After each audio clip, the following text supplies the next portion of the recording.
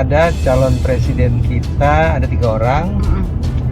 2 diantaranya layak untuk dipertimbangkan karena yang satu tampil membangun citra sebagai calon pemimpin yang siap untuk mendengar. Karena situasinya sudah porak-poranda, maka yang harus dibutuhkan adalah pemimpin yang efektif. Mas, porak-poranda sih. Porak-poranda ya? Porak-poranda itu kan udah Bagi aku Tendi, 5 orang ini 6. harus kita 5, aku pilih 5. Oh 5? Iya. Kok 5? Satu lagi? Anies Muhaimin, Aha. Ganjar Mahfud, Prabowo.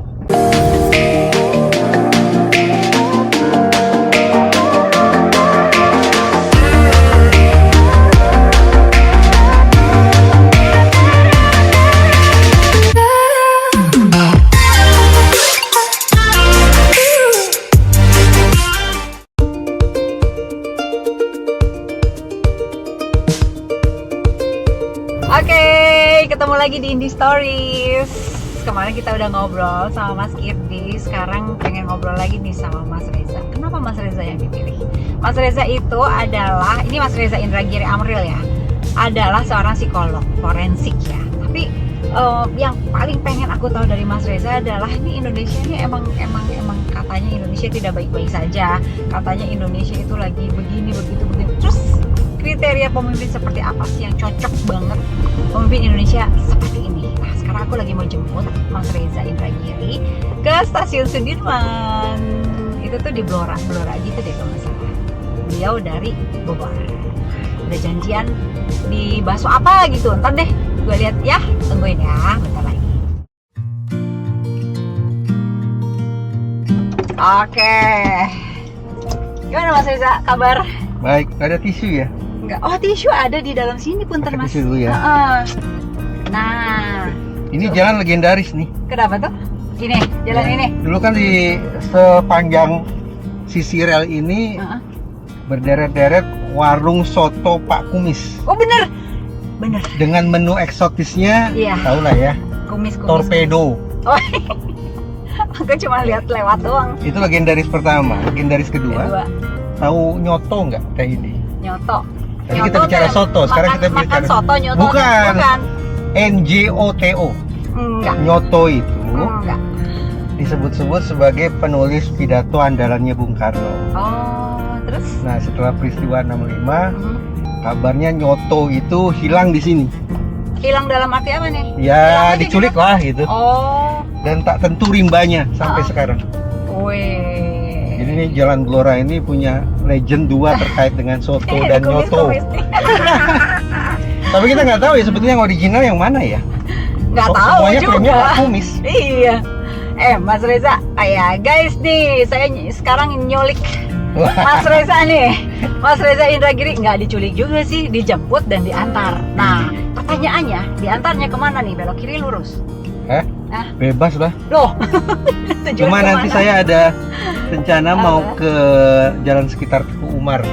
Umar mah deket atau di sini. Teguh Umar sana dekat rumahnya Ibu Mega. Megawati, Yang Pak kemarin ulang Jenderal tahun. Iya, Pak Jenderal Nasution, Oh. Rosian Anwar. Acara apa nih Mas? Ada rumahnya, bukan rumah sih, kayak studionya Mas BW. Oh. Bambang Wijoyanto. Loh, Mas BW sama Mas Reza tuh kayaknya terus tapping ya? Tapping terus ya maksudnya? Ya, beliau ngajak ya saya datang kalau Tapi waktunya berdua cocok. terus nggak ganti-ganti apa? Ganti-ganti? Ganti. Oh, ganti-ganti. Soalnya aku kadang lihat Mas Reza baju putih, kadang lagi baju apa? Nih gue bingung. Di sebelah kiri ada rumah siapa? Tahu? Kiri mana? Sebelah kiri. Rumah. Ini pahlawan Dia siapa? Lupa, saya pernah syuting Jenderal di situ. Ahmad Yani. Ahmad Yani. Tapi ini sebetulnya bukan rumah level jenderal katanya. Cuma beliau lebih pilih tinggal di sini. Iya. Pengen nanya, Indonesia ini kan permasalahannya kompleks nih, ya kan? Mulai dari penduduknya banyak, orang miskinnya berapa? 25% ada? Mungkin. Ada 25% orang miskinnya. Terus kekayaannya tapi katanya banyak gitu. Udah gitu orang bule, internasional juga banyak yang ingin menguasai. Ya. Bingung gitu. Aku sih terus terang bingung tanpa kita pokoknya aku pengen keluar dari Mas Reza. Karena Manusia seperti apa sih? Nah, cocok buat memimpin Indonesia? Misalnya bukan kriteria ya, dengan permasalahan yang kompleks seperti ini gitu. Itu persis pertanyaan pasca debat sesi 1. Oh gitu. Ya kurang lebih. Terus aku menjawabnya begini. Ini ada calon presiden kita, ada 3 orang. 2 diantaranya layak untuk dipertimbangkan karena yang satu tampil membangun citra sebagai calon pemimpin yang siap untuk mendengar. Ya, itu narasinya kelihatan tuh ketika dia memaparkan visi misi dan program. Dia katakan saya ketemu petani itu, saya ketemu pedagang itu, saya menginap di rumah si Anu dan seterusnya. Itu kan penanda bahwa dia ingin menekankan betapa dia mendengar perkataan rakyat. Sehingga harapannya barangkali simpulan kita, visi misi program yang dia bangun adalah betul-betul hasil menyerap suara rakyat. Ya, gitu. Tapi ada satu lagi calon pemimpin yang menurut saya lebih mencoba menunjukkan bahwa mendengar itu penting.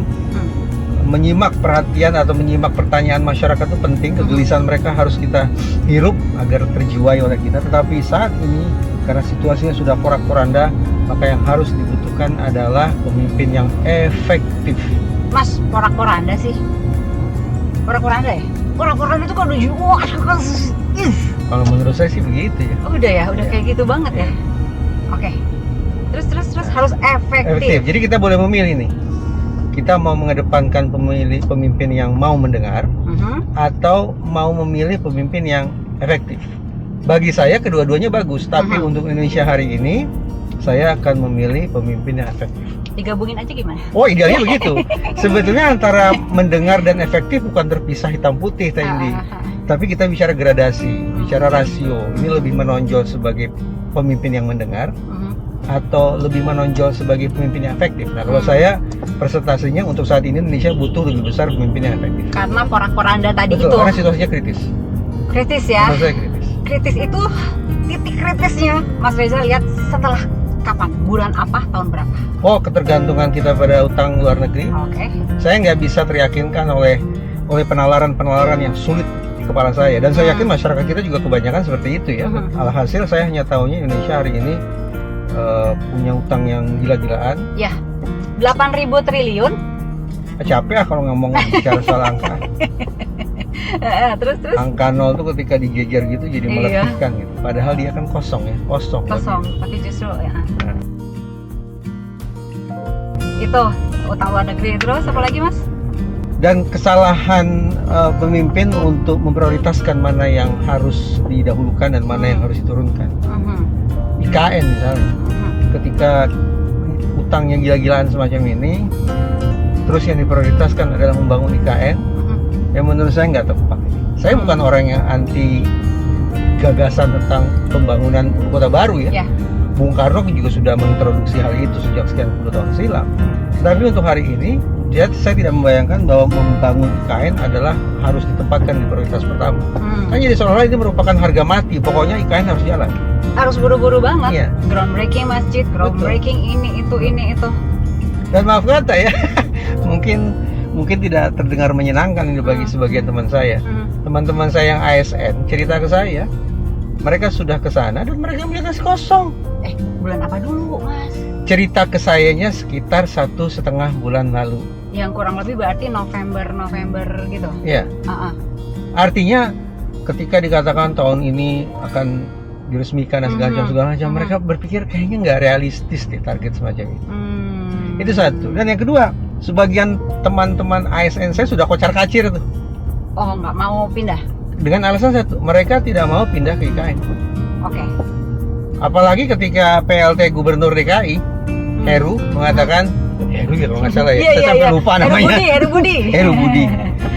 Dia katakan pokoknya kinerjanya tidak karu-karuan, berangkat ke IKN. Itu kan baru betul kan seperti tempat pembuangan gitu. Itu, Mas, selain tempat jin buang anak itu buang anak. Pasti anak disayang nanti. Ini bukan lagi buang anak itu. Ada gitu yang lebih prioritas ya, Mas ya. Untuk masyarakat, betul. Untuk rakyat, untuk jadi gimana dong? Itu kan udah setengah jalan. Kalau nggak dipakai juga jadi mubazir, Mas. Ya, barangkali besar-besaran juga ya kerugian karena program IKN-nya sudah jalan sekian persen gitu ya. Tetapi boleh jadi hitung-hitungan tetap akan lebih besar lagi keuntungan yang diperoleh ketika itu di stop. Kalau di stop, tapi Ya. uangnya sudah dikeluarkan untuk ini groundbreaking. Ada sih beberapa gambar yang kasih lihat tuh, Mas. Ini lagi ada kren tinggi di sini udah ada jadi gitu. Berarti ya mubazir aja gitu ya kalau Ya di memang stop jadi gitu. mubazir, tetapi ya yang terbaik dari yang terburuk adalah menurut saya di stop itu. Oke. Mas, ini satu lagi nih yang baru kayaknya kemarin-kemarin keluar nih. Ada pemberitaan kayak gini. Pak Garibaldi Thohir bilang bahwa Siapa? Garibaldi Oh, Thohir, oke. sepertiga Ya. pemegang ekonomi itu Ya. mendukung Prabowo dan ya siap turun lah untuk memenangkan Prabowo. Nah, kumaha eta? Sepertiga kekuatan ekonomi loh. Aku harus liatin ini ada kayaknya. Nah, aku Udah tahu, baca. udah baca. Nah, itu pemimpin apapun siapapun yang nanti akan jadi gitu loh, Mas. Berat nggak sih? Maksudnya itu orang harus kuat banget ngadepin mulai dari kepentingan ini, kepentingan itu, ada kepentingan luar, masyarakat harus diiniin dengan permasalahan yang aduh. Puyeng nggak sih? Kalau aku sih pening sih, Mas. Siapapun yang akan memimpin nanti, Mas Reza. Ya sayangnya hari-hari ini kita ketika bicara tentang etika kepemimpinan, moralitas kepemimpinan sudah tidak lagi relevan akibat putusan MK.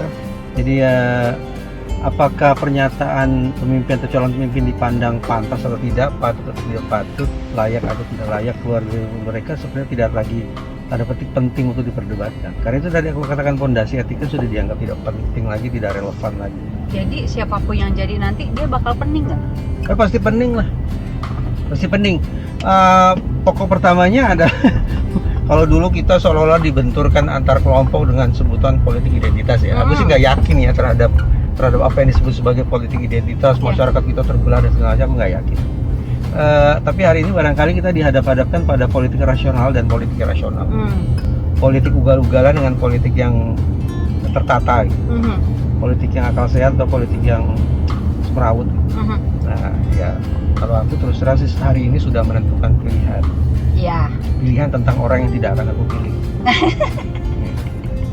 Bagi aku Tendi, 5 orang ini 6. harus kita 5, aku pilih 5. Oh 5? Iya. Aku 5. Satu lagi? Anies Muhaimin, Aha. Ganjar Mahfud, Prabowo. Satu lagi? Semua orang pasti ada sisi plus ada sisi minus ya. Tapi menurutku pada dasarnya cetakan 5 orang ini orang hebat. Ya. Sehingga sampai hari pencoblosan nanti aku memilih untuk masih menimbang-nimbang siapa yang akan aku pilih karena sekali lagi ya ada plus ada minus. Kalau TNI bilang kan ada 6 enggak, menurutku hanya 5. Yang satu ini sama sekali, bagiku satu ini kartu mati. Aku mencoba konsekuen dengan mengatakan karena fondasi etiknya itu nggak ada, maka untuk apa lagi dipertimbangkan. Misalnya nih pasca debat sesi 4 ya, biasalah ada kelompok-kelompok diskusi atau teman-teman media yang ngajak tukar pikiran tentang bagaimana debat semalam. Aku nggak terlalu tertarik lagi karena bagiku yang bertanding di ajang debat itu di ajang debat cawapres ya hanya tinggal 2 orang. 2 pasangan cawapres. Cawapres 2 saja yaitu Muhaimin dan Mahfud. Yang satu enggak itu masuk kotak. Bagi aku pribadi itu nganggap itu kartu mati. Karena putusan MK yang tidak seharusnya itu. Iya. Oke, itu Mas Reza kayak gitu ya. Iya. Tapi banyak yang berusaha untuk memenangkan pasangan ini justru Mas, karena keberadaan yang kartu mati tadi Mas Reza bilang. Gimana tuh Mas? Iya. Karena ada dia. Kalau kita kenang-kenang lah ya tentang debat sesi 4 itu kan catatan besarnya menurutku adalah mana yang respectful dan mana yang disrespectful communication, mana yang berkomunikasi dengan rasa hormat terhadap orang lain dan mana komunikasi yang merendahkan orang lain. Aku membayangkan satu, kenapa Gibran memakai gaya komunikasi yang disrespectful. Barangkali dia dapat masukan bahwa pada sesi debat kedua dia terlalu berbasis pada hafalan sehingga tampak membosankan. Padahal katanya dia kan representasi anak muda. Kok anak muda datar, hambar, membosankan, mengandalkan hafalan, tidak ada sisi keceriaan yang dia hadirkan di atas panggung gitu. Mungkin cara dia mengatasinya adalah dengan tampil seteatrikal tempo hari di debat sesi 4. Tetapi teatrikalnya menurutku rendahan.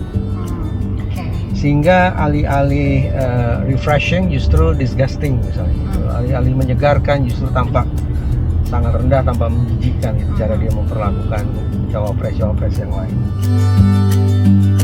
Itu satu. Yang kedua, ini nih nyinyir nih jadinya nih.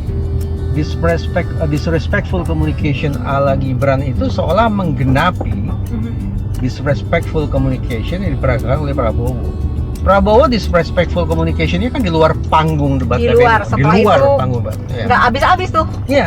Nggak habis-habis. Nah, Gibran menggenapinya dengan disrespectful communication di atas panggung debat KPU. Compatible jadinya. Alhasil ya aku bisa menemukan alasan untuk menyimpulkan paslon ini memang jauh dari etik. Jauh dari etik. Aku hanya sebetulnya memparafrase kalimat yang sudah dikeluarkan oleh Majelis Kehormatan Mahkamah Konstitusi. Ada pelanggaran etik yang luar biasa, ada pengabaian etik yang ampun lah. Nih. Tapi tetap sekali lagi aku memandang 5 orang yang aku sebut tadi, tetap cetakannya pada dasarnya adalah orang yang hebat. Track recordnya kita tahu semua ya, 5-5-nya tahu. 5-5-nya hebat. Balik lagi nih, sekarang tadi Mas Reza sudah memotret ya yang pasangan 02, pasangan 01 dan 03. Tadi mengatakan 5-5-nya ini orang-orang hebat. Orang-orang hebat yang kalau misalnya memimpin Indonesia dengan kompleksitas yang seperti ini, dengan kepentingan tadi sepertiga ekonomi Indonesia gitu kan. Itu kan kayak yang aduh gila ya, gua memimpin Indonesia kok kayaknya beban berat banget nih datang di pundak gua gitu. Nah, kelemahan Ganjar misalnya Jawa Tengah itu pernah dinobatkan sebagai salah satu provinsi termiskin ya, bahkan mungkin provinsi termiskin di masa kepemimpinan Ganjar. Ya, berarti kalau kita bicara portofolio nih, bicara kompetensi, artinya nilailah kinerja seseorang, ramallah kinerja seseorang berdasarkan kinerja dia di waktu lampau. Itu kan prinsip kompetensi. Kalau kemudian Jawa Tengah pernah disebut sebagai salah satu provinsi termiskin, maka itu kan sebuah portofolio yang bisa kita jadikan sebagai dasar untuk meramal kira-kira bagaimana ya kemampuan Ganjar untuk mengatasi situasi Indonesia seandainya dia terpilih sebagai presiden. Itu portofolio kecil dibawa ke yang lebih makro, yang lebih gede. Iya, lebih besar. Ya beralasan juga kalau kemudian aku pribadi ada keraguan pada aspek yang satu itu ya. Ada keraguan apakah Ganjar sanggup ya untuk mengatasi masalah satu itu yang tadi sejak awal aku bilang aku sangat terganggu dengan utang luar negeri kita yang ampun semacam itu. Iya. Dan nggak tahu bisa kebayar apa nggak kayaknya kayak talah. Nggak tahu lah. Nah terus itu tadi Mas Ganjar kayak gitu. Kalau Mas Anies? Nah tadi aku bilang aku membayangkan Anies ini mencoba menunjukkan dia sebagai pemimpin efektif ya. Bukan berarti tidak mau mendengar, dia mendengar tapi tetap dia memilih lebih besar rasionya adalah dia seorang pemimpin yang efektif. Nah aku pemegang KTP DKI. Aku hampir tiap hari bolak-balik ke Jakarta. Dan tiap hari itu pula menggunakan kendaraan umum. Selama berapa puluh tahun? Berapa puluh tahun? Sejak aku lahir di Jakarta. Tapi katakanlah intens ini tinggal di Jakarta sejak zamannya Sutioso ya. Artinya Mas Reza mengalami perubahan melalui itu. Masa Jakarta di bawah kepemimpinan Sutioso, di bawah kepemimpinan Fauzi Bowo, Pak Jokowi, Ahok. Lupa Anies Baswedan gitu. Nah, aku legitimate deh kayak untuk menilai bahwa aku merasakan Jakarta yang sekonyong-konyong mengingatkan masa ketika aku tinggal di Australia adalah Jakarta di bawah kepemimpinan Anies Baswedan. Ya, ini contohnya nih. Australia banget. Enggak banget sih. Ya kan namanya semua berproses. Tapi sebagai pengguna kendaraan umum, sebagai orang yang menikmati jalan kaki, sebagai orang yang merasakan panasnya matahari, Jakarta di bawah kepemimpinan Anies adalah Jakarta yang memfasilitasi aku untuk hidup bahagia di sini. Itu makanya aku tadi katakan mirip Melbourne. Kota ini didesain memang bagi mereka-mereka yang berjalan kaki, mereka-mereka yang menggunakan kendaraan umum. Itu Mas Reza yang merasakan persis. Merasakan langsung. Dari dulu. Iya. Gimana tuh? Masih Metro Mini tuh? Masih bajai? Masih Metro Mini. Dan terus terang masih merasa dipalak, masih merasa dicopet. Di mana? Di daerah Tebet. Ya ampun. Naik Kopaja. Kopaja. Dibawa celurit. Hari ini begini coba. Kondektur Transjakarta begini dan akhirnya aku iya? juga begini. Ketika kita naik atau turun atau ketika kita bertanya sesuatu, tangannya diletakkan di sini. Oh, oke. Siap melayani gitu Siap ya. melayani. Oh, Suatu oke. ketika nih, Apa? jam sibuk dari stasiun Tebet Ini dulu apa sekarang nih? sekarang. Oh, sekarang. Dari Oke. stasiun Tebet menuju kota Casablanca. Tapi tiba-tiba kok bis ini terasa begitu nyaman ya. Ternyata di samping disambut secara ramah oleh kondektur, adem, dingin walaupun kita berdiri dan penuh sesak, diperdengarkan musik. Kan sebetulnya bukan sebuah resep yang luar biasa kan. Tapi itu kan menjadikan Mengubah suasana gitu. mengubah Ya? suasana ya. Inilah potret Jakarta. Yang membangun Jakarta menjadi sedemikian indah hari ini, ada sekian ribu orang karyawan-karyawan Pemprov DKI itu tidak bisa dikesampingkan sama sekali. Tapi kan kita sepakat semua pemimpin akan punya peran besar untuk mengarahkan anak buahnya kemana. Dan itu yang aku rasakan. Oke. Orang boleh benci lah, nggak suka dengan perkataanku, tapi sekali lagi aku pemegang KTP DKI yang ke Jakarta hampir tiap hari dan menggunakan layanan publik.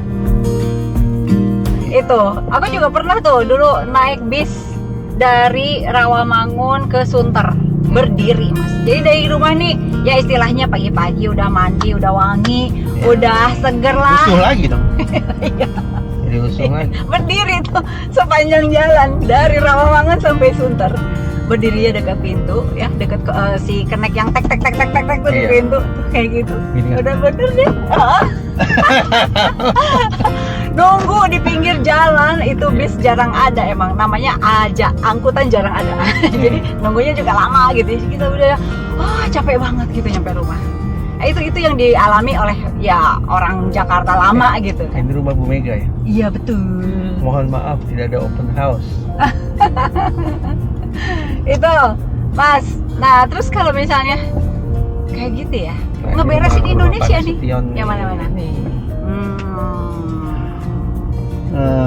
Ada sebagian kalangan kan yang mengkhawatirkan bahwa alat-alat negara ini disinyalir sudah disalahgunakan untuk kepentingan politik praktis. Oh oke. Seperti yang dikatakan oleh majalah Tempo lah. Ya aparat ya. Iya. Pak Mahfud juga sebut-sebut tentang adanya aparat negara yang dalam isu tambang dan sejenisnya. Ngomong-ngomong ini punya Mas Reza loh, dua-duanya aku beliin. Iya. Betul, aku tadi mau bicara dan mau berhenti sebentar di rumah Pak Nas itu. Oh gitu. Ya udah kita muter lagi. Pak Nas tuh menurutku adalah seorang prajurit sekaligus pemikir sekaligus seorang prajurit. Yang dalam catatanku ya punya prestasi besar termasuk mengkonsolidasikan angkatan bersenjata ya sebetulnya. Iya. Nah, jangan sampailah alat-alat negara kita khususnya TNI, karena kita lewat rumah Pak Nas nih. Khususnya TNI juga kemudian disalahgunakan untuk kepentingan politik praktis. Mudah-mudahan nggak begitu ya. Nggak tahu deh, tapi masyarakat masih yakin nggak sih kalau aparat ini benar-benar nggak berpihak motor di sini? Aku sih memilih untuk membangun keyakinan, mudah-mudahan mereka terpercaya ya. Oke. Sekali lagi ini kita singgung TNI karena barusan lewat rumah Pak Nas nih. Salah satu tentara yang bintang 5 loh, jenderal besar. Iya. Dan sangat menginspirasi. Kuat nggak mas nanti siapapun yang memimpin Indonesia selanjutnya? Atau mereka takluk, tekuk lutut di bawah oligarki? Mudah-mudahan kita semakin lama semakin tidak tergantung pada pemerintah ya. Waktu aku berkesempatan tinggal beberapa lama lah di luar Indonesia, aku merasa nggak tergantung pada pemerintah gitu. Dan hidup lancar-lancar saja. Mudah-mudahan penyikapan yang sama juga harus dibangun mulai hari ini di Indonesia, bahwa kita nggak terlalu tergantung lagi pada pemerintah. Kalau maunya sih begitu. Maunya begitu. Ini rumah panas, benderanya berkibar, ada patungnya, ada meriamnya. Itu tuh punya ini loh mas, kayak impian gitu, Indonesia akan menjadi negara besar. Dulu itu kan 2014, 2019 itu kan punya harapan besar untuk Pak Prabowo untuk memimpin Indonesia, karena beliau kan ini banget apa? 2014 Firm 2019 banget gitu kan? aku milih Prabowo. Serius Mas? Serius, 2014 2019 aku milih Prabowo. Dan terus terang ya, Aha. tahun 2014 aku diberikan kepercayaan, dibukakan pintu untuk membantu ponakannya Pak Prabowo, Rahayu Saraswati. Membukakan pintu apa nih? Oh iya Jadi tahu. aku membantu beliau di DPR, Oh ya. membantu Rahayu Saraswati Sebab- Joyo Hadikusumo. Iya, Harus aku katakan, Iya. ini aku ingat Ibu Ani, ini istrinya Pak Hashim. Aha. Ketika aku mau masuk, diberikan sejumlah buku, Mhm. kamu harus baca. Ada biografinya Margono, ada biografinya Sumitro, biografinya Prabowo, aku baca. Nggak terlalu kaget sih, ini memang keluarga yang memang Hebat, terkenal kan? hebat, memang keluarga yang hebat. Mm-mm. Joyo Hadikusumo itu hebat. Ada kalimat dari Sumitro kurang lebih begini: selama manusia hidup dia harus menjaga dignity-nya. Hmm. Bicara apa? Bicara etik. Oke. Sumitro Joyo Hadikusumo menekankan selama manusia hidup berarti dia harus nggak bisa keluar dari etik. Mhm. Dia harus pegang, dia harus jaga, dia harus pertahankan dignity-nya. Pak Prabowo gitu juga kan Mas? Aku Sampai mencoba dengan membangun titik optimisme, mencoba membangun keyakinan, mudah-mudahan beliau tetap mempertahankan dignity itu. Mm-mm, mm-mm. Setelah melihat perkembangan Desember, November, Desember dan kesini gitu, masih nggak dignity itu?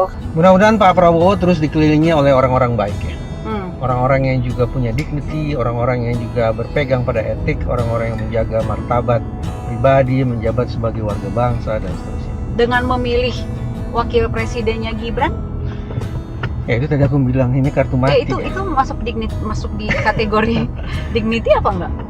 Aku nggak tahu ya bagaimana membahasakannya. Atau ya. dari sejak beliau Apa? masuk ke pemerintahan kabinetnya Pak Jokowi itu masuk di dignity atau tidak? Dulu kan Aku katanya termasuk orang yang kecewa terus terang tahun 2019 ketika Prabowo Subianto memutuskan untuk ikut. ya berbelok arah gitu kan 180 derajat.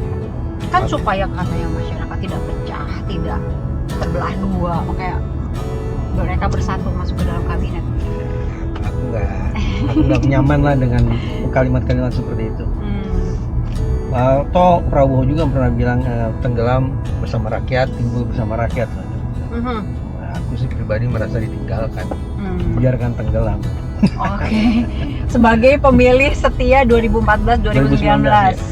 Sekarang merasa ditinggalkan berarti ya. Sudah sampai di titik itu Mas. Oh Riza, iya, udah walaupun apa? tadi tetap aku pada dasarnya memandang Prabowo seperti 4 kontestan lain adalah orang-orang yang cetakannya hebat. Iya, betul. By default template-nya orang hebat. Betul. Tapi setelah itu masuk ke kabinet Mas Reza bye. Kecewakan. Bye, udah. Oke. Tambah kecewa lagi sekarang gitu. Why?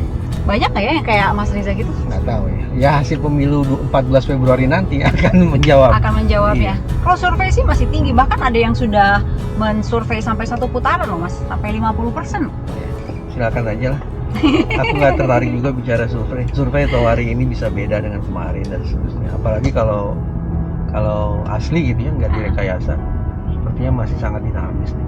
Kalau tersimpulkan seperti Kok itu. Pak asli nggak rekayasa? Berarti takutnya ada kekhawatiran. Ya gitu, karena rekayasa. teman-teman termasuk para wartawan seperti Teh Indi yang Ah. memberikan informasi bahwa rekayasa survei lah dan segala macam.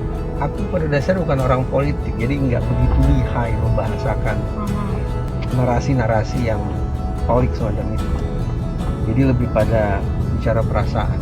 Tapi jangan salah, riset Perasaan psikologi yang itu. menyimpulkan kalau konstituen, kalau audiens sudah menilai bahwa jagoan mereka itu menampilkan disrespectful communication, balik yang tadi, preferensi dia akan anjlok. Jadi nggak salah juga ketika menyikapi debat, menyikapi situasi kampanye dan seterusnya pakai perasaan, nggak salah. Karena secara real itu akan berpengaruh pada voting behavior. Jadi kalau ada kalangan yang menganggap ini hanya proses politik yang harus kita cerna secara cerdas, jangan Iya. pakai hati, jangan baper nggak.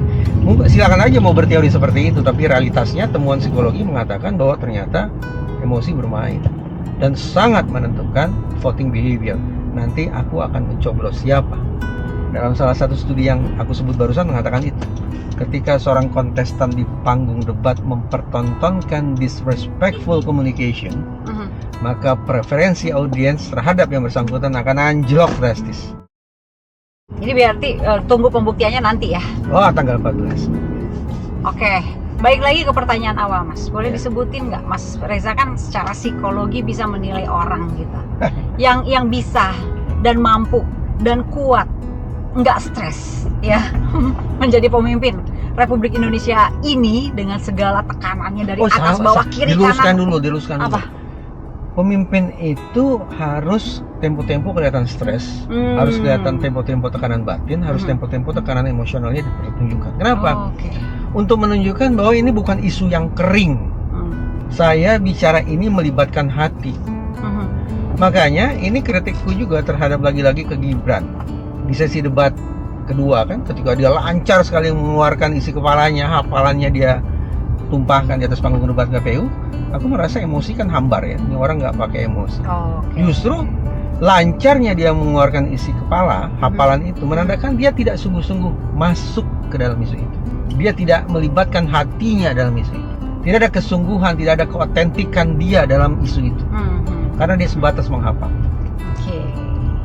Tapi sebaliknya kalau pemimpin stres itu menunjukkan bahwa dia terlibat dalam isu ini. Dia terlibat. Tinggal lagi bagaimana dia mengelola stresnya dan mengedukasi kita semua agar kemudian stres ini bisa terkelola. Oke. Nah itu baik lagi kriterianya apa tuh? 1, 2 sampai 10 Mas. Orang yang bisa menjawab ini semua. 2 itu saja nih tadi. Kita sebetulnya butuh kombinasi antara pemimpin yang mau mendengar karena aku capek, aku ingin marah, aku ingin mengeluarkan kesedihan, aku ingin menyampaikan frustrasi. Di satu sisi aku juga merasa negeri ini punya potensi besar untuk dibanggakan. Banget. Ini ada nih, kita lewat di sepanjang jalan ini ada kelihatan spanduk-spanduk APK. Iya. Tokoh-tokoh besar yang secara mengejutkan masuk di partai-partai tertentu. Partai-partai tertentu yang hebat, atau yang tidak diduga-duga. Partai yang dulu menyebut dirinya sebagai representasi kaum muda, politisi muda, berpikir jernih, cerdas segala macam. Tapi sekarang justru ada proses kepemimpinan yang menurutku sangat-sangat tidak bisa dipahami. Lalu sebut partai disangka kampanye. Kan mengejutkan ada nama-nama besar yang tiba-tiba kemudian bernaung di partai itu. Iya. Secara pribadi tetap bersahabat, tetapi dalam posisi mereka sebagai politisi, izinkan aku nggak paham terhadap sebetulnya mereka punya etos politik seperti apa. Mas Reza, kita ke jalan apa nih? Tadi kita udah lewat beberapa kali. Jadi di jalan besarnya. Tapi boleh aku turun aja di jalan besarnya. Nggak apa-apa, di jalan besarnya tadi itu. Iya. Ini. Nggak apa-apa, aku masukin ke halamannya sekalian. Oke. Nah, aku malah lupa. Aku mau salim sama Mas BW juga. Udah datang belum dia nih? Nggak tahu. Itu Mas, aku sih speechless ya, maksudnya dibilang Indonesia sedang tidak baik-baik saja, butuh seseorang. Tapi kasihan ya orang ini, maksudnya ketika dia sudah ini memimpin, aduh masalahnya banyak banget, tolong Indonesia nih. Gitu loh Mas Reza. Kumaha ya. Ini dia, stop di sini. Kiri, kanan. Studionya di sebelah kanan. Mumpung masih banyak orang yang masih pilih-pilih gitu kan. Aku milih jujur nih, Teh Indi. Aku milih jujur aja. Jadi ya, barangkali obrolan kita isinya kegusaran. Betul, gusar, hati, gelisah, risau. Di balik itu aku masih punya harapan. Ke-5 orang tadi. Ke-5 tetap ya dia. 5 orang. 5 orang. Ya tapi yang 5, yang satu itu satu paket, nggak bisa dipilih keteng Mas. Iya sih. Nggak bisa ngeteng. Ada loh beberapa negara yang presiden dan wakil presiden itu dipilih secara terpisah. Tapi di Indo kan belum bisa. Iya. Masih punya harapan ya. Mudah-mudahan lah. Nggak apa-apa lah, kita parkir sini aja apa ya? Oke. Mumpung kayak ini Mas, kalau aku kan milih tas, milih sepatu lah yang receh lah, atau enggak milih kamera lah, GoPro atau Osmo atau apa, Insta. Itu kan milih dulu, dilihat-lihat tuh kriterianya apa nih, bagus. Speknya seperti apa? Speknya seperti apa gitu. Oke, yang ini aku menentukan, aku sudah cocok nih. Harga mirip-mirip atau harga jual apa. Nah, kayak tapi gitu, kalau milih kamera kan gampang. Kalau misalnya pasca beli kita nggak happy, boleh dikembalikan. Atau jual. Atau dibanting juga boleh kan. Tapi kalau milih presiden nggak bisa dikembalikan. Itu makanya milihnya tuh harus bantingnya gimana? Apa? Pemakzulan. Mau ditangkap. Ya Mas Reza, ada yang mau disampaikan lagi nggak? Nggak ada lah. Kok kayak ini ya, apa kayak? Pakailah ya. pakai akhiran lah itu menunjukkan kan ada apatisme, ada kejenuhan, keputusasaan. Pasti disertai dengan tarikan napas panjang. Baru pakailah. Nggak ada lah.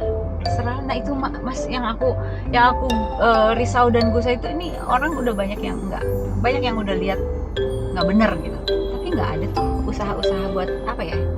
Benerin. Ada Faisal Basri bilang pemilu 2024 14 Februari silakan jalan, tapi upaya pemakzulan tetap juga harus jalan. Upaya itu emang bisa. Emang bisa. Emang boleh. Jadi nggak ada yang tambahin ya? Nggak usah lah. Pakailah, nggak ada lah. Pakailah lagi. Nunduk, tatapan itu ngelihat handphone tapi sebetulnya nggak berpikir ke handphone. Lihat pemandangan, padahal nggak lihat pemandangan. Iya. Gitu ya. Oke. Capek nggak sih? Banget. Oke Mas Reza, hatur nuhun ya. Terima kasih Teh Indi. Sudah sampai di Mas sini. kameramen, terima kasih.